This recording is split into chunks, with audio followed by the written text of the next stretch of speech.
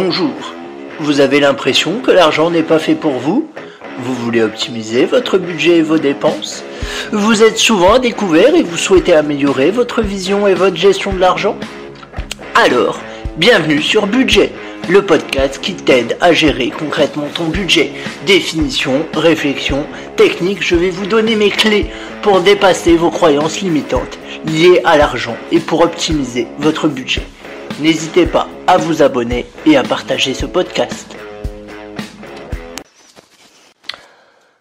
Alors, aujourd'hui, une question un peu sensible. Faut-il tout attendre des autres? Faut-il tout attendre de l'État? Faut-il tout attendre de sa famille? Faut-il tout attendre de ses amis? Faut-il que l'État subvienne à tous nos besoins? Faut-il que... etc., etc., etc. Faut-il que les banques prennent en charge nos crédits? Etc., etc., etc. Donc on va voir ça ensemble. Alors, moi, clairement, tout attendre des autres, c'est une attitude qui n'est pas souhaitable et même qui peut être dangereuse. Parce que à partir du moment où vous attendez tout des autres, que l'État subvienne à votre besoin, que l'État subvienne à vos soins, que votre famille vous prenne en charge, que vos amis vous invitent quand vous allez au resto, etc., etc., que les banques vous prêtent de l'argent que vous n'avez pas, par exemple. C'est dangereux et pas souhaitable parce que ça vous met dans une position passive. C'est-à-dire que vous n'êtes plus maître de vos choix, vu que vous remettez vos choix dans les mains de quelqu'un d'autre, dans les mains de vos amis, dans les mains de votre famille, dans les mains de l'État, etc., etc. Vous êtes passif, c'est-à-dire que vous attendez plutôt que de vous mettre en position d'acteur et vous demandez qu'est-ce que je peux faire pour.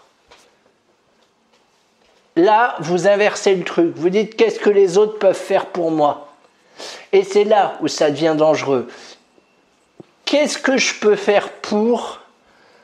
Ça doit être une question centrale que vous devez vous poser à chaque fois que vous avez un souci. À chaque fois que vous rencontrez une difficulté. Vous dites pas qu'est-ce que l'État peut faire pour moi, est-ce que j'ai le droit à une aide et tout ça, peut-être. Non, ça. On va arrêter de penser comme ça. On pourra se poser la question, mais dans un deuxième temps. Dans un premier temps, on va arrêter de penser comme ça. On va arrêter de croire que tout le monde doit subvenir à vos besoins et que tout tourne autour de vous et que vous êtes le centre du monde. Stop. Ça suffit, on arrête de penser comme ça. Et on se demande, qu'est-ce que moi, dans un premier temps, je peux faire pour améliorer ma situation? Il faut que vous soyez acteur. Si vous êtes que passif, ça ne peut pas marcher. Ensuite, si vous êtes acteur, ensuite vous pouvez demander de l'aide. Mais dans un premier temps, si vous n'avez rien mis en place, si vous gérez mal vos finances, si etc., c'est pas de la faute de je sais pas qui, si vous avez acheté un produit ultra cher vendu avec un crédit à je ne sais pas combien de pourcents, c'est votre faute. C'est vous qui avez réalisé l'achat. Ça, faut en être conscience et il faut l'assumer. Si vous avez souscrit un crédit à la banque pour acheter un téléviseur à 10 000 € alors que à la base vous n'aviez pas forcément de quoi finir le mois, faut assumer. C'est à vous de trouver en vous des ressources pour essayer de réparer cette situation. Il y a Une citation que j'aime bien, que je vais essayer de vous retrouver rapidement. Ah voilà, c'est ça. Enfin, c'est pas tout à fait dans le même style, mais c'est un peu le même état d'esprit. Votre blessure n'est probablement pas de votre faute, mais votre guérison est de votre responsabilité. C'est un peu, alors, là, en l'occurrence, c'est un peu plus orienté développement personnel, mais c'est pas grave, le principe est le même. À un moment, votre responsabilité se pose. Et encore une fois, responsabilité, ça ne veut pas dire que vous êtes coupable, mais ça veut dire que vous êtes le mieux placé pour trouver des solutions. C'est vous qui êtes le mieux placé. C'est pas l'État, c'est pas la famille dans un premier temps. C'est pas votre famille qui est le mieux placée pour vous filer du fric et du coup décider à votre place ce que vous devez en faire. Non. Celui qui est le mieux placé, c'est vous dans un premier temps. Prenez-vous en main. Sortez-vous les... Vous voyez ce que je veux dire? Et prenez-vous en main. Agissez. Et ensuite, une fois que vous avez commencé à agir, une fois que vous avez commencé à faire vos preuves, ensuite vous pouvez demander de l'aide, bien évidemment. Je ne dis pas qu'il ne faut pas demander d'aide, je ne dis pas qu'il faut refuser les aides de l'État. C'est pas mon propos. Mais dans un premier temps, essayez de trouver des solutions par vous-même. Si vous avez un souci sur vos finances, et que vous demandez tous les mois des rallonges à vos parents qui en ont ras-le-bol, à un moment, essayez aussi de mieux gérer vos finances. Vous verrez, vos parents, ils apprécieront. Et au fur et à mesure, demandez-leur toujours de l'argent si vous avez du mal à boucler les fins de mois, mais démontrez-leur que vous faites des efforts pour que ça s'arrête. Et si vous leur demandez au fur et à mesure moins d'argent, vos parents ils seront contents, parce que ça voudra dire que vous avez progressé. Ce qui se passe aussi quand on remet ces décisions dans les mains, dans la tête des autres, parce que c'est ni plus ni moins de ça dont il s'agit, c'est qu'on n'a plus de libre arbitre. C'est-à-dire qu'on n'est pas maître de ses choix. C'est les autres qui décident pour vous. C'est d'accord, je te prête de l'argent, mais à condition de. Ça vous met en situation de dette. Et là, ça peut être dangereux. En plus d'être inconfortable, en plus de vous culpabiliser, voilà.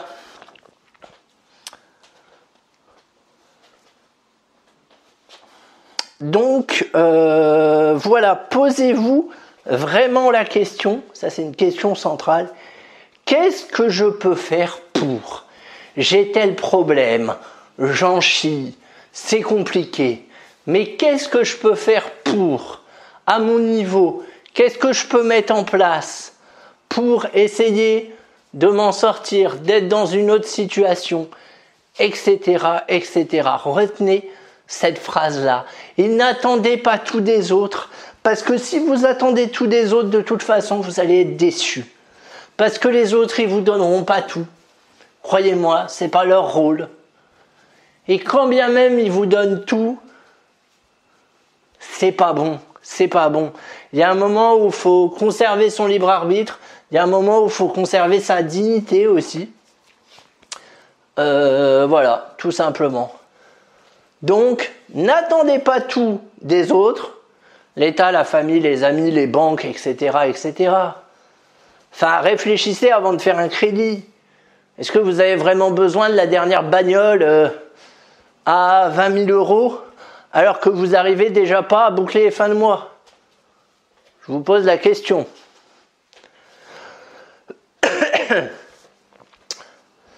Voilà, mais après c'est une vraie discussion, hein. C'est compliqué comme solution. Mais voilà, moi je trouve que quand on attend tout des autres, on vit plus, et en plus de ça, je pense qu'on projette quelque chose vis-à-vis des autres qui est relativement malaisant, à savoir vous me devez. Vous savez le fameux dû. Des fois on le dit cette phrase. Oui, mais vous me devez. Plutôt que j'ai le droit à. Déjà, vous voyez, déjà, rien que dans la formulation, vous me devez et j'ai le droit à. Déjà, c'est pas les mêmes formulations. Oui, mais vous me devez ceci, vous me devez cela. Non. En vrai, c'est pas la bonne formulation. J'ai le droit à. Déjà, la formulation est différente. Il faut arrêter d'être dans la plainte. Il faut passer de la plainte à l'action. Vraiment, ça c'est important. Ça c'est important, ça fera l'objet d'un podcast d'ailleurs. Comment faire pour passer de la plainte, sniff, et je dis pas que vous n'avez pas des raisons de vous plaindre, je suis pas en train de dire ça, je suis pas en train de nier votre situation, je suis pas en train de dire que vous inventez des choses, bien sûr que oui, que vous avez des raisons de se plaindre, tout le monde a des raisons de se plaindre, mais, c'est pas en se plaignant qu'on fait avancer les choses, c'est en agissant. Il faut que vous passiez de la plainte à l'action. Et comment on fait ça? On fait ça par des petites actions du quotidien. Voilà, déjà peut-être arrêter de se plaindre, peut-être noter ses gratitudes, essayer de voir le positif dans ses journées, essayer de voir quelle action on pourrait mettre en place pour sortir de sa situation.